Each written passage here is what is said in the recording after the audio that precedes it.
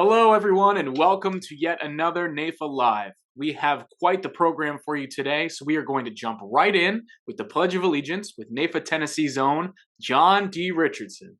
I pledge allegiance to the flag of the United States of America and to the republic for which it stands, one nation, under God, indivisible, with liberty and justice for all. Thanks so much, John, as always. And now to do the NAIFA announcements, we have NAIFA President Larry Holzberg and NAIFA Immediate Past President Tom Michael. Hello, NAIFA Nation. If you're new to NAIFA and don't know me, I'm Larry Holzberg, your NAIFA President, and I'm joined today by Tom Michael, our Immediate Past President. We want to welcome you to the NAIFA family, and if it's your first NAIFA Live, then let's give you a little history. Thanks, Larry, and my personal welcome as well. And I'd love to give you a little background on this program that has been so well received. NAIFA Live actually started back in January of 2019. I know you remember it well, Larry. And it was at the launch of our newly structured association. And it was designed to bring all members together on a frequent basis so that we can learn together, regardless of geography, frankly. NAIFA Live is one way that we bring the full membership together as one NAIFA. It doesn't matter what chapter or affiliate you're in, where you live or you work, or even your area of practice. The topics covered in NAIFA Live really focus on inspiration, sales, and marketing, areas that I think every agent, no matter where they are in their career, and advisor needs. So we are in October, if you can believe it, finishing our fourth year of NAIFA Live. We are delighted to see that so many chapters are back to gathering together in person for watch parties and holding their own meetings and speakers either before or after our featured NAIFA Live speaker. This has always been our intention, bring top-level speakers together so that we can enjoy economies of scale while having chapters have a natural way to add local networking to the mix. While COVID stopped us holding watch parties for 2 years, we are back at it. Yeah, and Larry, speaking of back at it, as you know, we are back at coming together to celebrate. In case, for those that are on the call, you missed joining us in Arizona for our Apex event this year. Well, we missed you and you missed it. It was a phenomenal event, and it was wonderful to bring everyone together for this inaugural event. On top of that, we've started a new tradition of holding our National Leadership Conference, which combines our leadership development program, our annual meeting, and our Belong Awards Gala, which celebrates our leaders. Larry, would you be so kind to let everyone know more about the NLC? Thanks, Tom. This year's National Leadership Conference will be held November 13th through 15th at the iconic Omni Shore Hotel in Washington, D.C. During this event, the Board of Trustees, every state president, and every local president will be installed as we take our oath of office together. Additionally, we'll honor our 2022 award winners, the John Newton Russell Award, which is Harry Hoopus, the Terry Headley Lifetime Defender of the Year, which is Robert Miller, the Young Advisor Team Leader of the Year, who is Jeff Chernoff, our Diversity Champion of the Year, who is Chris Gandy, and our Advisor 4 Under 40 award winners, who are Brett Moore, Matthew Daly, Scott Blake, and Eric Baldovson. So come celebrate with us. It's a wonderful event. This is really a perfect time, if you will, to pause and ask everyone, if they're not a leader, to consider getting involved in volunteering to some capacity at some level of NAIFA. I don't want to go back and give you a big history lesson, but I remember not too long ago, well, it was a long time ago, where I was asked to go to a leadership breakfast with NAIFA. And at that breakfast, an assemblyman from the state of California, where I reside, had put out some onerous rules on long-term care and long-term care applications. And even though I wasn't doing much long-term care at the time, I was appalled at what I had heard. And I remember walking out of that meeting saying, I've got to do something about this. We can't let this continue. And that's just one reason why we need more leaders. And this is a great time to invite you to get more involved with your professional association. If you want to see all the possibilities in leadership, simply go to your member portal at members.naifa.org and click on the drop down for volunteer. believe me, all you need to do is reach out and let us know that what you're passionate about, and we'll find a way and a place and a time to treasure and put your talent to work. If you're not involved in leadership now and wondering what the National Leadership Conference is all about, then I have great news. We're going to live stream 2 segments of the event this year. NAIFA PAC is sponsoring the live stream of Nathan Gonzalez, a top political analyst, who will give insights from the election. Then we will live stream our annual meeting, installation of offices, and awards gala. Please join Tom and I to support our incoming president, Brian Holes, and join us in person or live stream to celebrate and support our national trustees, your state president, and possibly your local president. Yes, please, please, please join us. I don't think you'll regret it. And just to make it a little bit more fun, as we like to do, and we're in the competitive business, we'll keep a tally on who's coming based on your state to see which state has the most NAIFA passion and spirit. You can see who's coming in person now, frankly, by visiting the NLC website at belong.naifa.org/NLC. I hope to see you there. So before we introduce today's speaker, I just want to personally say thank you for belonging and consider volunteering at NAIFA. It is a game changer. It's been an honor of a lifetime to serve as NAIFA's president, and before that as New York State's president, and all the positions I've been honored to be involved with at NAIFA. So let's now turn to today's speaker. In 2003, Staff Sergeant and Interrogator Eric Maddox collected the intelligence which led to the exact location and capture of Saddam Hussein, using his empathy-based listening technique. The story that Eric is about to tell you is fascinating, but will also help you develop deeper trust, understandings, and connections in all your conversation. It is now my pleasure to welcome Eric Maddox and thank him for his service. I am very excited today to talk to you all about that story of tracking down Saddam.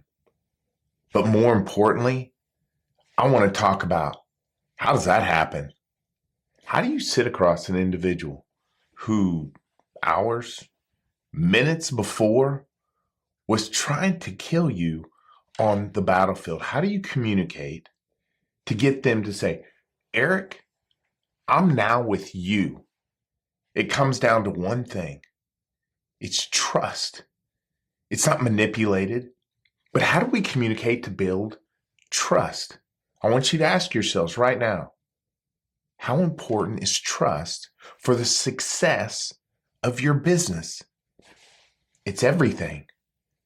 But this communication process that if you give me the next 45, 50 minutes, I promise it's going to change the way that you communicate with people for the rest of your lives, because it teaches us how do we earn the highest level of trust in all relationships. How did this process begin? In 2003, I was a staff sergeant in the United States Army. I was a trained interrogator. That was the year the United States went to war in Iraq. But I had never actually conducted a live interrogation before. See, the United States, they had this policy in which all trained interrogators had to learn a foreign language. They taught me Chinese Mandarin. Well, the United States has this unofficial policy that says if we ever get a Chinese Mandarin linguist, we're not going to send them to the Middle East to do interrogations. We invade Iraq.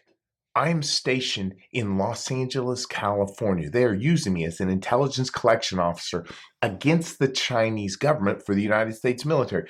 I'm responsible for hitting up Chinese scientists and researchers who work along the West Coast at our universities. I was told 100%, Eric, you'll never be sent to Iraq. 3 months into the war, I show up to my office in LA like any other day, and I get these highly unexpected orders for Baghdad. They didn't say what unit I was going to. I was being sent by myself. 10 days later, they put me on a military aircraft for the Baghdad International Airport. When I get there, I am picked up by this team of soldiers, but they're all wearing civilian clothes, and they had full beards, and they didn't say anything to me, and they took me away from everybody in the aircraft, and we go into this building. Inside this room, we sit at this table, and across the table, one of the bearded soldiers said, You're now with the Joint Special Operations Command, JSOC. They said, Joint Special Operations Command, our mission is to track down the most wanted people in the world. They said, Eric, ever since we invaded Iraq, the most wanted man in the world is Saddam Hussein. He was the ace of spades. I don't know if y'all remember. In 2003, the Department of Defense, they created that deck of playing cards, and it was Saddam and all of his senior regime members. And one of the bearded soldiers said, Eric, Joint Special Operations Command, our exclusive mission in this war is to track down and kill or capture every single person on that deck of cards, mainly Saddam. And I'm sitting there, obviously in shock. And I just said, that's awesome. I said, that's so cool. See, I didn't know if you guys actually exist. And now I know you do. What do you want with me? I'm a Chinese Mandarin linguist. One of the bearded soldiers said, you're a trained interrogator. I said, y'all know, I have never done an interrogation in my entire life. What am I doing here? One of the bearded soldiers said, Eric, you're former infantry. You're a graduate of Ranger School. And they were right. When I first enlisted in the Army back in 1994, I enlisted as an infantry grunt. I spent 3 years as a paratrooper in the 82nd Airborne Division. And while I was there, I graduated Ranger School. It was years later. They taught me Chinese Mandarin, trained me as an interrogator. One of the bearded soldiers said, Eric, we bearded soldiers, we're the interrogators for the Joint Special Operations Command. We have Delta Force teams all through Baghdad every night looking for Saddam. They said, but we also have a Delta Force team up in his hometown of Tikrit. It was Saddam Hussein al-Tikriti. Tikrit was this little bitty town right in the middle of the Sunni Triangle. One of the bearded soldiers said, Eric, these Delta Force teams every night, they go out looking for Saddam, but that Delta Force team up in Tikrit, they're out in the Badlands, and that team keeps calling us interrogators. They want one of us to go out there with them on their raids, on their missions. They said, Eric, we're interrogators. We're not infantry. So we called the Army and we said, give us a list of every single Army interrogator who's former infantry. Oh, by the way, it'd be great if they graduated Ranger School. They said, Eric, you're the only name on the list. Welcome to Baghdad. They immediately sent me to this Delta Force team up in Tikrit. The Delta Force commander, he was very clear. He said, Eric, I've been asking for an interrogator up here for weeks. He said, now that I got you, you're going to spend your tour with us. I said, all right, sir. What do you want me to do? He said, you're going to go out on those missions with us, on those raids. When we hit those houses, you're going to interrogate the prisoners at the houses. He said, but you got to get these prisoners to open up. He said, in this little bitty town of Tikrit, the United States military has a prison full of hundreds of detainees, and they're not talking. We have no idea who they are. We've never fought a war like this before. There's no uniforms. There's no chain of command with this enemy. In all actuality, there's not really a battlefield. He said, Eric, you're going to live with us. And this Delta Force team, they had their own little house on the U.S. compound there in Tikrit. They said, we're going to give you your own room to do the interrogations. We're going to give your own linguist to do all the translations. He said, Eric, every single day you go to that prison, you bring prisoners back to this house, you interrogate them, get them to open up. To me, that mission was very clear. I'd never done interrogations before, but I'd received the best interrogation training in the world. And I will tell you, the United States military, they did not teach or condone torture, but all the psychological interrogation techniques that I was taught, they were very zero-sum game. We were taught that you're going to sit across this man, and with conviction and authority, you're going to convince this prisoner, we know everything about you. You can't lie to us. And oh, by the way, you only have one choice. You've got to trust that we're going to look out for you. We have the power, the authority, the wisdom to do what you need. I started my first interrogation. I'm an hour into this thing when I quickly realized this is never going to work. This guy's not going to open up. Why would he trust me with his most precious asset, his intel? After an hour, he started to shut down. After 2 hours, the prisoner wouldn't even talk to me anymore. And I put him aside and I brought another prisoner in, and I'm thinking to myself, Eric, you can't screw this up. You're with the Delta Force now. You gotta get these guys to open up. With that second prisoner, the exact same thing happened. Nothing. And I realized, no wonder they're not getting these prisoners to talk. These techniques will not work. I didn't know what to do. And after that first day, I told myself, you got to figure out what it means. I mean, to be Iraqi and Sunni and Shia. So the next day I brought in a new prisoner. And I told myself, just keep them talking. Right? I mean, we always see that on the movie. Just keep them talking. See how long I can keep a prisoner communicating with me. And I started to talk to this prisoner, and I was asking about his friends and life and families and typical stuff. And the amazing thing, prisoner talked to me. He was willing to talk to me all day long, but he didn't open up. He didn't provide me useful information. He didn't confess to being the enemy because there was still no trust. But I did realize throughout the course of that day, there were moments, there were times where this man wanted to open up a little bit. I could tell there were very few times where he wanted to be transparent, but I couldn't figure out when it was. As I continued to work with these prisoners, what I realized, the very few moments they wanted to open up, they wanted to be a little bit transparent, it was those very few times when I was listening to them, absent of my bias of them as the enemy. And most importantly, it was absent of my goals of trying to get that confession and actionable intelligence. And I thought to myself, Eric, you're the problem. This is all in your head. You gotta get all these distractions behind you. As I continued to work with the prisoners, I started to realize, when you really clear your mind and you listen to a prisoner, you listen to anyone, you can start to tell when they're lying to you. I could talk to a prisoner for 2 or 3 hours, put their story together, and tell you exactly where they were being dishonest. And I thought, now, this is what good interrogation is going to be. I'm going to listen to their stories. I'm going to capture them, their lies. I'm going to use them. I'm going to use that against them. And I brought in this new prisoner. He sits down. And right off the bat, he looks at me and he says, Eric, I'm innocent. He said, you got to let me out of here. I said, I'm going to make a deal with you. I said, you talk to me. And in the course of our conversation, if you do not tell me a single lie, I said, I'm going to let you walk out that door. You can go home today. I said, but if you lie to me just once, you spend the rest of your life in this prison. He says, that's a deal. I said, not one lie. He said, deal. We had our conversation. We talked for a couple hours or a couple of places exactly where I knew he was being dishonest. And right in the middle of the interrogation, I stopped. And I asked him, I said, how many brothers do you have? He said, I told you, I have 3. I said, you have 4.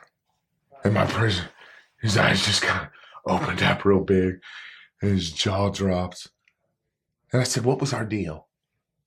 What was the deal? We just cut. And he's kind of shaking. And he looks at me and he said, can we cut a new deal? I said, yeah, here's the new deal. You're going to tell me everything you know. And the prisoner looks at me and he said, Eric, I can't. He said, you don't get me. And you don't want to get me.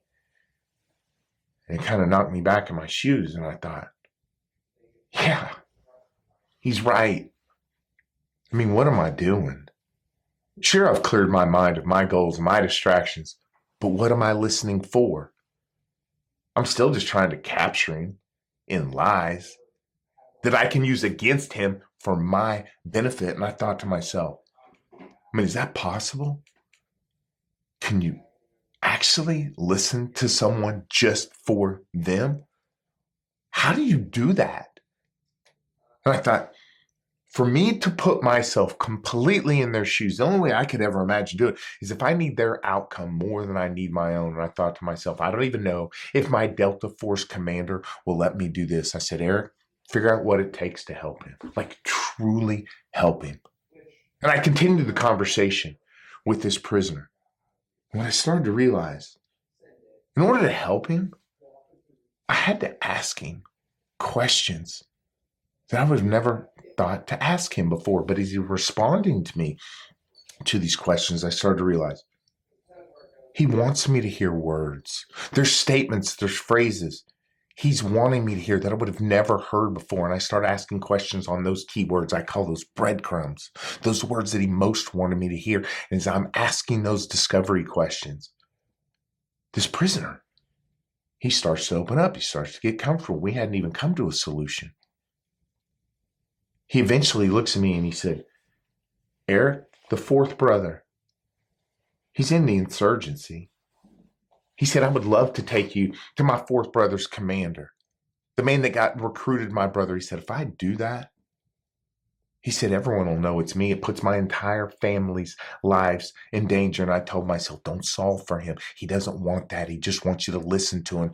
And I continued to listen to him. And he looks at me and he said, Eric, I've got an idea. He said, I know other bad guys across town.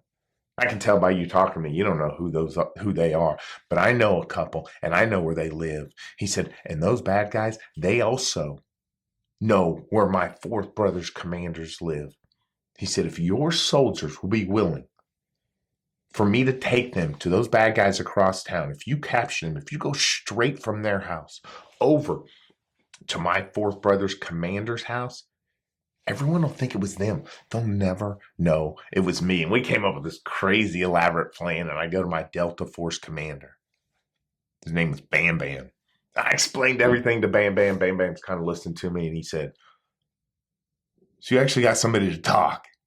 I said, yeah, Bam Bam. And I got your targets. He said, yeah, I'll give it a shot. That night, the Delta Force team, they executed this crazy plan. We go across town, capture these insurgent fighters, then go from their house straight to my prisoner's fourth brother's commander's house. And for the first time I'd been with this team, we captured someone we were looking for. I brought the prisoner in, I sat him down, and I told Bam Bam, I said, watch me do this. Watch me talk to this man. By the time the sun came up, this new prisoner, he came to our side. He was giving up targets. Bam Bam pulls me outside the interrogation room. He said, how did you do that? He said, there's no way the United States Army taught you that. I said, Bam Bam, I know what I did. I said, I'm just not exactly sure why it works. He said, we'll figure it out. He said, because I'm going to hit all these targets. Over the next 5 months, every single day, we'd bring in prisoners. I would sit with them. And I did this thing where I communicated with them. And I had one goal. What does it mean to be them? How did I listen, completely absent of my distractions, to pick up those breadcrumbs, to figure out, in this potential relationship, so that's all this conversation is. The enemy, me, trying to figure out, are we going to partner together? And what I discovered over those 5 months, when someone's considering a partnership, they're not interested in how much power, authority, what you can do, good or bad for them. First thing they want to know is, if we do this thing, do you do it for me? Or are you doing it for yourself? What I realize is when people communicate, that's the first thing they want to figure out. In that communication process, it doesn't come down to what we tell them, how good we are, our past experiences. It's the demonstration that says, I'm capable of listening to build the foundation of this relationship based on what it means to you. As I did this, the prisoners started to open up. They laid out the insurgency in the Sunni Triangle. I conducted 300 interrogations, and they laid out the insurgency, which had over 2,000 names on it, and they took us to the top. And at the very top, we realized it's being run by one man. This was a former inner circle bodyguard of Saddam Hussein. He's running the entire insurgency. I'm on a 6-month tour, and my tour is running out. I'm down to less than 10 days, and every mission, every raid, Bam Bam said, go get that bodyguard. And with 4 days to go on my tour, we captured the driver of the bodyguard. And I brought him in, and I listened to him. I got in his world. And it took me 6 hours, and he eventually opens up, and he said, Eric, I'm the driver for that bodyguard. He said, every single week I drive millions of dollars. And the orders, I deliver the orders for every attack in the Sunni Triangle since this war began. And I said, I need you to take me to your boss, the bodyguard. And he looks at me and he said, Eric, I take all orders from the bodyguard. He's taking all orders from Saddam. And I said, where's Saddam? And he said, I don't know. Nobody actually knows where Saddam is except the bodyguard. And I go to Bam Bam and I said, Bam Bam, this bodyguard, he's not running it. Saddam's running it. We can go after Saddam. And Bam Bam said, Eric, we love the way you've handled business. We've never led missions through the information of prisoners. He said, but nobody thinks Saddam Hussein's in this town of Tikrit, the United States military. We dropped 15,000 soldiers in this town of 20,000 people. We've been through every single house. And I said, Bam Bam, my prisoners believe Saddam is here, and I believe them. He said, well, you got about 3.5 days because they are not going to let you stay. For those last 3.5 days, every mission, every raid was to capture the bodyguard, the one man I believe could take us to Saddam. Every mission, he wasn't there. And every time we went there, we brought back new prisoners, and I could get them to open up. Well, it used to take me days and hours. This process, you can boil it down to just a few minutes because all they wanted to know. Can I trust you to understand me? And with 24 hours to go, with my time in this team in Tikrit, we brought in a prisoner. And he tells us, he said, Eric, you're not finding the bodyguard because you were getting too close. He went to this town of Samar and he gave us the location of the bodyguard's sub-commander. With 24 hours to go on in my mission, we raided the sub-commander's house in Samar and there was no bodyguard. But the bodyguard's 20-year-old son was at the house. I brought in the boy. We connected. He eventually looks at me and he said, Eric, my dad, the bodyguard, he was at this house 2 hours before you came. He left. How would I know where he went? And I'm thinking to myself, I had my guy. He was there. I missed my moment in time, but I told myself, this boy knows something. Continue to connect with him. And I did. And I'm going to tell you, this conversation went from anything that would resemble an interrogation to what I would describe as more of a family counseling session. Because apparently this 20-year-old boy and his dad, the bodyguard, the one man I thought knew the location of the most wanted man in the world, apparently their relationship wasn't going so well. And the boy starts crying and he looks at me and he said, my dad doesn't respect me as a man. And I'm like, oh man, I get it. That's tough. And I thought, just stick with this boy. And we continued to talk. And he said, Eric, I just wish my dad and I would do things like we did when I was a little kid. I said, I know. And I don't want to take up for your dad. I certainly don't want to get in the middle of this. I said, but he's in the middle of a war right now. Maybe we ought to cut your dad some slack. And the boy said, I just wish we went fishing. We don't go fishing anymore. I said, where do y'all go fishing? He said, we don't go. But he still goes with his friends. And I said, where? He said, they fish along the Tigris River. I said, where? He said, Eric, they just built a fish pond. They dug out this fish pond along the Tigris River. They fish along the river next to the fish pond. When the boy told me they just built a fish pond, I remembered one of the early interrogations I did. When I got to this town of Tikrit, we captured Saddam Hussein's cook. And he was a cook. He didn't care. He was wide open. He said, Eric, I cooked every meal for Saddam for 8 straight years. It's a pretty easy job. He really just likes this one dish. It's a fish dish called mazgoof. The cook said, I make every meal. I make the best mazgoof, this fish dish in the world. So I'm Saddam Hussein's cook.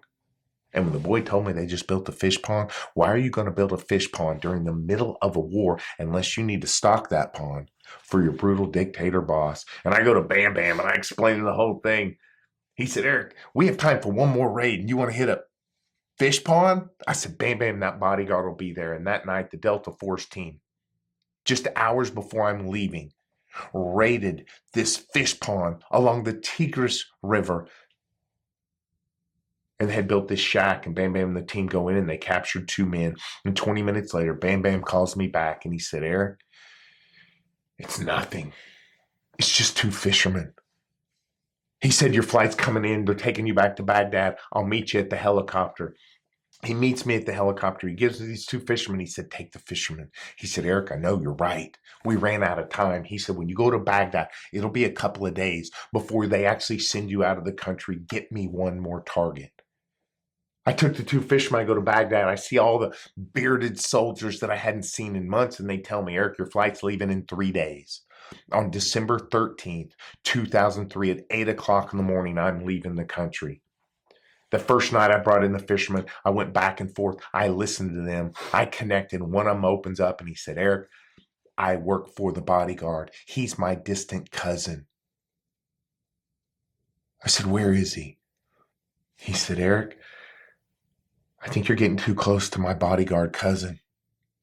He said a couple of days ago, he came and he got the address of our mutual aunt and uncle in Baghdad. I think he's going to go hide from you at their house in Baghdad. And I thought, that's awesome. We're in Baghdad. And I got the sketch and the map, the exact location. I go to the Bam Bam of Baghdad and I explained to him the whole story. And the Bam Bam Delta Force commander in Baghdad, he said, yeah, I'll put that house on the list. I said, what list? He said, Eric, we're pretty busy down here. We're going 4 or 5 raids a night. I'll put it on the list. That's all I heard.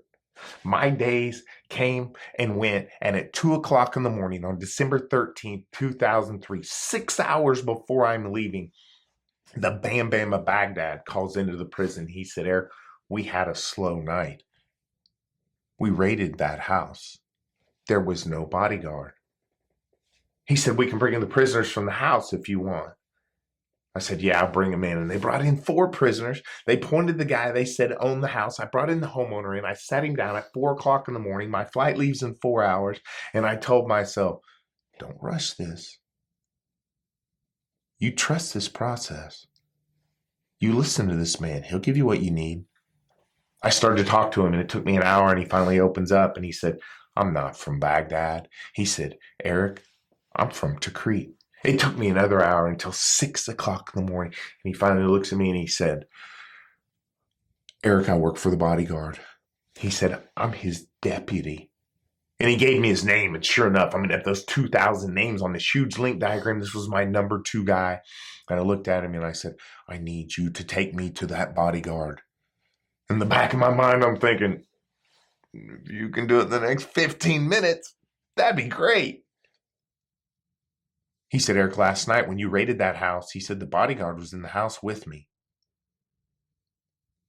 I said, this is Delta Force. They don't miss anybody. I said, where did he go? Prisoner looks at me and he said, Eric, when your soldiers grabbed me last night in that bed, he said, the bodyguard was laying in the bed next to me. And I thought, did they get my guy last night? Did they get my bodyguard? They don't even know it. And I go to the prisoners. And I start lifting up hoods of all the prisoners they brought in from the night before. We did not have a picture of my bodyguard, but I knew exactly what he was supposed to look like. My bodyguard, he's supposed to have the chin like the actor John Travolta. Y'all know that chin. And on the last hood, before I even got it off, I saw that chin. I knew I had my guy. I had the one man, that bodyguard, the one man I believe could take us to the exact location of Saddam. It's after 6 o'clock in the morning. My flight leaves at 8, and under no circumstances are they going to let me stay. I brought the bodyguard in. I sat him down, and I told myself, you will not rush this. You're going to listen to him. You're going to listen to him like he's never been listened to before. Figure out what it means to be him. It took me an hour and 45 minutes. And after an hour and 45 minutes, we connect. He starts crying. He looks at me and he said, I don't know if I should do it. He didn't say he couldn't do it. He said, I don't know if I should do it. And I'm thinking, I think you should. I really do. He said, Eric, I can't. I got to think. And like clockwork, the interrogators were knocking on the door. And they said, Eric, your flight's leaving. You got to go. And I looked at the prisoner, the bodyguard, and I said, this isn't a joke. I'm not pulling a ruse on you. You know who I am. There's only 2 people who know he's up there. You and me. I'm leaving. I'm leaving the country. I need it now. He said, Eric, I've got to think. And I'm walking him to his cell. I got to go. I put him in his cell and I looked at him and I said, you're never going to see me again. I'm leaving the country. I need it now. He said, I can't. I got to think. And I said, you're going to change your mind. When you do, no one's ever going to talk to you again. They don't know that you can do this. I said, go crazy. I said, when you're in here, go. If you go so crazy, the guards actually have to come talk to you when you're going to take us to Saddam. I closed the cell and I left. I went across. I packed my bags. A few minutes later, the other interrogators are driving me across the tarmac. I'm leaving the country. And as we're going along, one of the senior interrogators kind of nonchalantly looks at me and he said, what'd you do to your prisoner? I said, I didn't do anything to him. Why? He said, well, the guards were really worried. They said, your prisoner's going nuts. He won't stop yelling and screaming and banging his head against the wall of his cell. And I knew my man was ready. He opened up. I jumped out of the truck, went across the flight line, went into the prison, grabbed the bodyguard out, set him down. I said, where is he? He looks at me and he said, Eric, we got to go. We got to go right now. I said, don't mess with me, man. Where are we going? He said, we're going back to Tikrit. He said, there's this little village called Adwar. He said, Saddam's at the farmhouse of a man named Qais Namek Jassim. He said, Eric, we got to go. And we got the map out. And we pinpointed. We drew the sketch. And by this time, the interrogators are there. I went outside and I said, my man just broke. Saddam's in Tikrit. They said, man, go get on the truck. I said, you don't understand. And the senior interrogator said, Eric, you don't understand. We don't know where Saddam is. We just know he's not in Tikrit. Now go get on the daggum plane. And I gave him the sketch and the map and I said, please call Bam Bam. Tell him we got the bodyguard and he's dying to take him to Saddam. And they looked at me like I was nuts. I gave them that sketch and that map and I left. They took me to my flight and I left the country.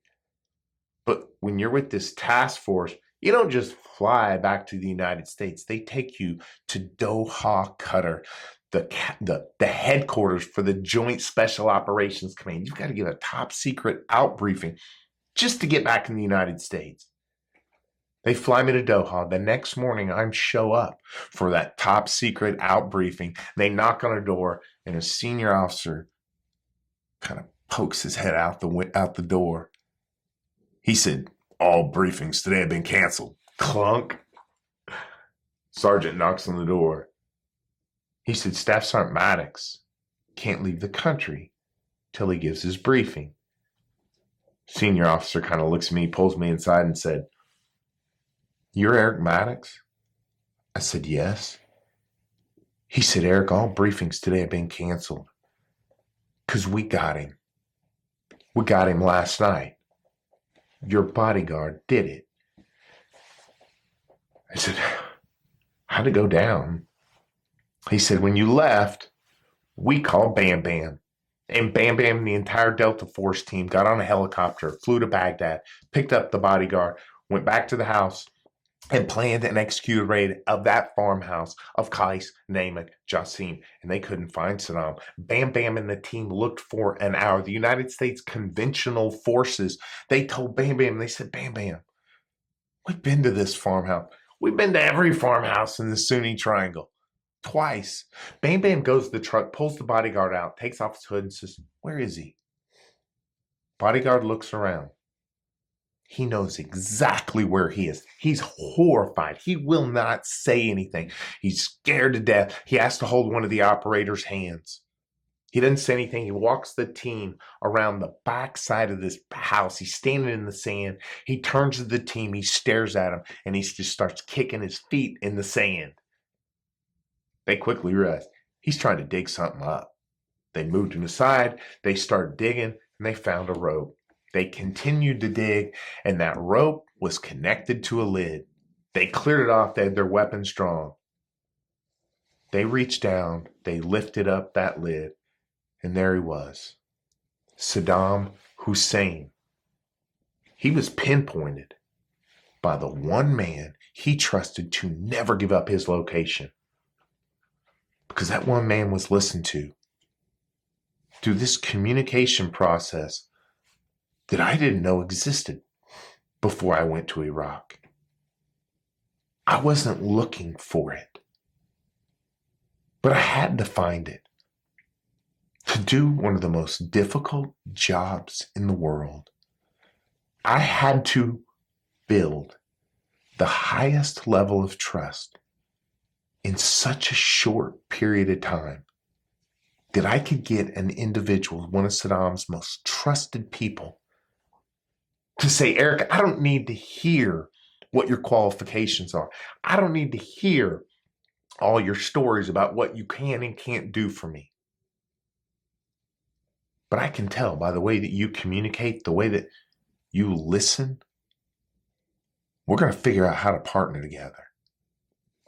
After capturing Saddam, I still wasn't allowed to go home. I was taken immediately to Washington, D.C., to the Pentagon. I've never been to the Pentagon before. To the office of the Secretary of Defense. At that time, it was Secretary Donald Rumsfeld. I briefed Secretary Rumsfeld on tracking down Saddam. He loved the way we tracked him down. But most importantly, he loved the way I did the interrogations. And this room is filled with all these admirals and generals. Secretary Rumsfeld, he turns to this group of admirals and generals and he said, I want my own team of interrogators. He said, I don't want to have to borrow Staff Sergeant Chinese Mandarin linguists out of Los Angeles, California. He said, I want my own team, and Staff Sergeant Maddox will be my first one. So by the time I got back to Los Angeles, I had an email from the office of the Secretary of Defense. Apparently, over that weekend, Secretary Rumsfeld had received the funding for a 30-person civilian interrogation team that would fall under the Defense Intelligence Agency. I was being offered the first position. To this day, I have no idea if I had a choice whether or not I took that job. I took it. My very first assignment, they said, go teach this thing. Go teach how you're gaining this level of cooperation. They gave me 5 of these civilian interrogators. These were some of the most seasoned military interrogators in the world. We went back out on the battlefield with the Joint Special Operations Command, and I told them, it is about listening. It's about gaining empathy. It's about collaboration. It's about seeking to understand. It's all the great words. We use them all the time in business to tell people, this is how you communicate. But at this point, it's just white noise. We've heard them too much. And when this team of civilian interrogators, they did their interrogations, they still used the old techniques, and the prisoners, they didn't open up. And I told them, I said, you're not listening to them. They said, Eric, we do everything you do. We hear everything you hear. I said, you hear it, but you're not listening to them. And I said, okay, we're going to do interrogations side by side. And we started doing these side by side. And that's when I realized the degree of our listening problem. Side by side doing these interrogations, they were hearing a completely different conversation than I was. And as a team, we said, why is this the case? We went through hundreds of prisoners. And here's what we learned. I'm going to give you some statistics. On average, people only listen to approximately 25% of what they hear. And I know maybe you've heard we all listen at some of these low listening numbers. But as a team, we couldn't just accept that. We said, why? And we looked into it. It comes down to the way our brains work. Our brains, we can actually hear 5 times faster than the average person can talk. Now think about that. If that's the case, then we shouldn't have a listening problem at all. Heck, I can hear everything somebody says. I still have 80% capacity. But what we realized, one of our most important discoveries was when it comes to listening, the human brain cannot multitask. What does that mean? Yes, we can hear everything somebody says, but we cannot compartmentalize what we place into that 80% capacity, that excess. And whatever we put there, it clouds, it filters, it covers whatever we do hear, and it lowers our listening to approximately 25%. So we said, okay, what do we put in our minds? I want you to ask yourselves right now when you're in a conversation, how many different directions does your mind go? I mean, it can go everywhere. How many times have you been in a conversation and you realize there's 2 or 3 minutes, maybe 20, you haven't listened to anything they've said. And we said, all right, we got to fill up what goes into our mind. What are these distractions? And we started to make a list of all the things that we find as listening distractions during our interrogations. I mean, this list gets quickly into the hundreds. But they break down into 6 categories. All of the listening distractions that you have, they break down into 6 categories. And we realize if we can recognize when we have a distraction, place it in a category, and marginalize it, we can drastically increase our listening. We can take you from 25% listening to 50%. Don't worry, we're not going to stop at 50%. We're going to get you deep into the 80s and 90s, but it starts with these listening distractions. I'm going to give them to you. Categories 1 through 6. Category 1, it's the least significant. It means it lowers your listening the least. And then we have category 6. It's the big one. It lowers your listening the most. Category 1 listening distraction. Immediate, non-biased distraction. What does that mean? Non-biased. It doesn't have anything to do with the person that you're listening to. Things in your immediate area. Right now, you're watching me on a computer screen. If behind that screen you have a TV on, even if it's on mute, that's lowering your listening. Background noise in the room, temperature of the room, the clothes that you're wearing, if they don't fit so well, all these things lower our listening. Category 2, personal non-biased distractions. Non-biased, it doesn't have anything to do with the person that you're listening to. Personal things going on in your life right now that you are placing as a priority over the person that you're listening to. Think right now, if you've got a child in school and they're struggling at school, you're worried about your kid.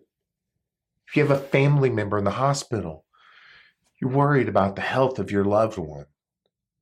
But even after you listen to my presentation, if later today you've got a big client meeting, if you got to give your own presentation, how much are you actually listening to me? Category 3, super interesting category. Our lack of topic familiarity in a conversation. Think about many of your prospects, and they come from an industry that you're just not that familiar with.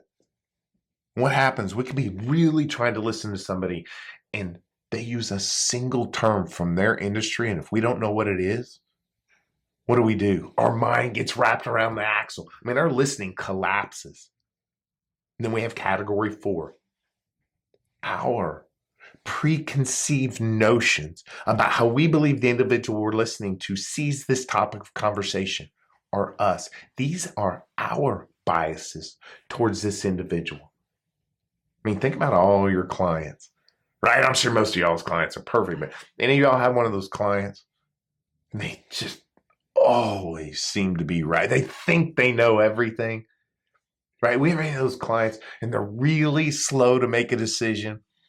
I mean, you think about some of our clients have really earned these biases, but the problem is when they do communicate with us, the words that they say to us, we filter through those biases. It drastically lowers our listening. And then we have category 5. Now we're getting to the big ones. Thinking about our goals, our agendas, our objectives during a conversation. Think about what you do. You provide a service. You give financial advice. You give wealth management. You provide insurance. You're a problem solver. They have needs. You know it. You like to help people. Here's the problem. When they're communicating with you and they start giving you leads, you start identifying problems they might have. What do? Our mind shifts away from them. We start thinking about solutions, what we're going to give them into. Oh my goodness, how I'm going to help them. And we completely separate it from them. And the problem is this. We've stopped listening to them and they know it. And then we have category 6. You know what it is. I want you to ask yourselves right now in your conversations, what's typically your biggest distraction? Thinking about what we're going to say next during the conversation. We all do it. And we do it a lot. Now we're sitting there, we're listening to a prospect. I mean, we have a preconceived notion about how this individual sees this topic of conversation, or maybe even us. They say something which we identify as a lead in order to fulfill part of our agenda, which is changing the way they see this topic of conversation. We start to create in our mind our next value add piffy response. I mean, it's a miracle we can even listen at 25%. So now we know these distractions. Yeah, we can put them behind us. We can get to 50%. But I told you we got to get deep into the 80s and 90s, and it comes down to this. What does it mean to be them? I told you every time somebody talks to us, they do what? They drop those breadcrumbs. What's a breadcrumb? It's any keyword, statement, phrase that the individual you're communicating with, it's what they most want you to hear. Now, if we've taken this communication process and said, I'm not going to make it about myself, I want to make it about them. How do we do that? I need us to think of all communications, really all relationships. I need you to visualize it like this. Each one of us, we're the lead in our own movie. I mean, think about it. We're born ourselves. We see the world out of our eyes. We grow up with experiences and we hopefully have relationships, a family, and then friends, and then colleagues.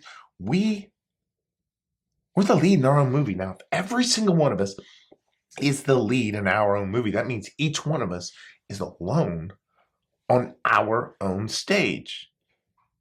I mean, if you really think about it, it sounds a little bit depressing. But it's not, right? Because we have these relationships, and don't we kind of sort of get on each other's stages? Or really, do we just move our stages in proximity together?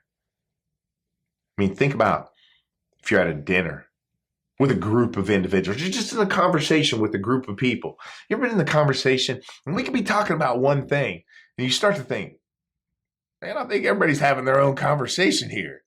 Of course they are. In their movie, as the lead role, and we just sort of let it go. And you ever notice you see people talk and they're bickering. They're not being mean, they're being super nice. They're just fighting for stage time. Make it about me, and I want to make it about me, and then back and forth. Except in a partnership, where two people have to come together and we say, you know what? You bring your resources, I'm going to bring my resources. We're going to come together. We're going to form this partnership, and we're going to increase the value. And that's what you do, right? You are bringing the value. It's opportunities to protect what people have worked for, to provide security for their families, for their lives, or even increase, protect that wealth. You're the problem solver. And when they come to you, what do they bring? They're going to bring their money. They're going to bring their trust. They're going to trust you with their assets. And in that partnership, how do we approach it? See, we're the lead in our movie and they're the lead in their movie. And the problem that most people make is they say, you know what? You've got a problem on your stage. You don't have protection. You need somebody to better grow, increase, and protect your assets. But over here in our world, in your world, we're the problem solver. We've got a solution. And what do? We communicate with them. We talk to them. We identify their needs. And then we try to convince them, hey, come over to my movie, my stage. We're going to take care of you. Look at all the good things we've done here. Look at my experiences, my past. And look at all the success and the referrals and all this stuff. And it works, right? They go, okay, yeah, I'm going to do that. I'm going to come over there. But then why aren't they giving us the referrals? Why aren't they giving us their entire portfolio? And it comes down to this thing. I ended up doing 2,700 interrogations. I went on 8 deployments. I've interrogated prisoners from 25 different countries. Just since COVID, I've trained this empathy-based listening to over 20,000 financial advisors. And it comes down to this. Nobody ever wants to leave their stage. We are born, we see the world out of our eyes. We're the lead in our own movie, and we like it. So every time that we try to convince someone to come to our stage, they never want to do it. They will in a pinch, where they will and say, I got a problem on set. I'm going to come over here and I get a solution. But once we solve the problem, what do? They turn to their stage and they go, I want to go back where I have control, where I'm lead role. And they start questioning our fees. They don't want to give us the entire portfolio. What does it mean? Empathy-based listening says, you're good at your job. You've earned it. But they don't ever want to leave their stage. And they're dropping those breadcrumbs because they're saying, is there any chance you're one of those unique individuals who are seeking to understand me, who are trying to come on to my stage? What I realized is the world we just want to, each one of us, on this earth, we just really want 2 things. Number one, we want to make a difference. We want to make an impact. We want to have a life that matters. We want people to willingly come to our stage. And number 2, we want that control. We want to feel that security. I mean, heck, you provide insurance. You secure and grow their wealth. They don't ever want to leave their stage. And when you do pick up those breadcrumbs, you become this scarcity where they go, you're different. You've come here. We're going to partner together. And I keep talking about these breadcrumbs. They come in every statement somebody makes. What did I tell you about a breadcrumb? It's what the person most wants you to hear. They come in 10 categories. And today, I don't have time to go through all 10 categories of breadcrumbs. But I'm going to give you a couple examples, right? I want to cover category 1. What's a category 1 breadcrumb? We call these exclamatory statements. What's an exclamatory statement? It's the statement that somebody makes when they say, I know you're probably only listening at 25%. I know you probably don't want to go on my stage, but I don't even care about maintaining social EQ. If you hear me, listen to whatever I'm going to say next. So for the rest of your lives, if you ever hear somebody say, so here's the deal. Whatever comes next is what they most want you to hear. If they say, all right, bottom line up front. Or if they say, I don't think you get it. Or if they even say, stop, I don't think you're listening to me. Whatever comes out of their mouth next is what they most want you to hear. But I'm going to give you a category 2, right? These are called subjective statement breadcrumbs. What's a subjective statement breadcrumb? It's any word, term, or phrase in which we do not have the right, and certainly not even the ability, to know what that word means for them. I'm going to give you an example, right? We all have Mondays. Right? Come back to work on a Monday or even maybe virtually. And on Monday morning, we see somebody. What do we say? Hey, how was your weekend? What might they say? They could say, had a long weekend. What do we say?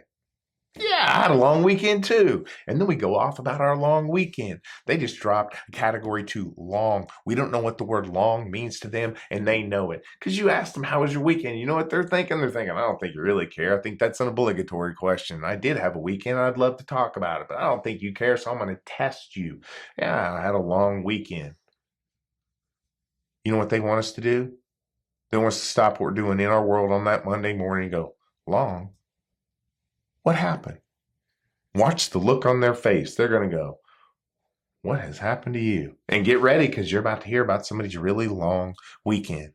It's a tricky situation. How many times are we listening to one of our clients saying, yeah, I've got this odd situation going on. And what do we do as experts? We go, oh, yeah, I'm going to face that odd situation 100 times. And we don't even listen. We don't say odd. What do you mean by odd? And we simply go, no, see, I'm leading my movie and I want them to come to my stage and I want to prove that they need to come over here and I want to win their business. And we say, man, I faced 100 of those odd situations. If I had a nickel for every time, and here's what we're going to do because I'm a problem solver. That's not their problem. As good as you are, and the problem is at this point in your careers, you've gotten really good. You had a ton of success, and we want life to be easy. Yes, on our stage.